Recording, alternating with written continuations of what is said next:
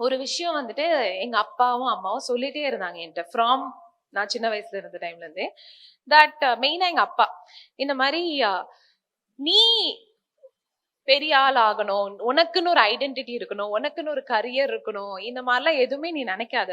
ஏன்னா நீங்க எல்லாருமே பிகாஸ் நாங்க 3 பொண்ணுங்க வீட்ல, நீங்க எல்லாருமே நல்லா இருக்கணும்ன்றதுக்காக தான் நான் ரொம்ப கஷ்டப்படுறேன்.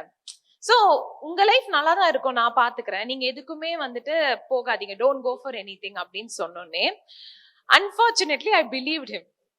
கல்யாணம் ஆகி அந்த வீட்ல இருந்து வெளியில வந்து வெளிய உலகத்தை பார்த்தனோ அப்போல இருந்து தான் எனக்கு வந்துட்டு ஓ வெளியில வந்துட்டு மக்கள் வேற மாதிரி இருக்காங்க. அது ஃபேமிலி மேனேஜ்மெண்டா இருக்கட்டும், இல்ல நம்ம ஹஸ்பண்டே நம்மள புரிஞ்சுக்கிறதா இருக்கட்டும், எல்லாத்துலயுமே நம்ம நினைக்கிற மாதிரி எல்லாமே ஒண்ணும் ஈஸி கிடையாதுன்றத நான் வெளியில வந்து தான் புரிஞ்சுக்கிட்டேன்.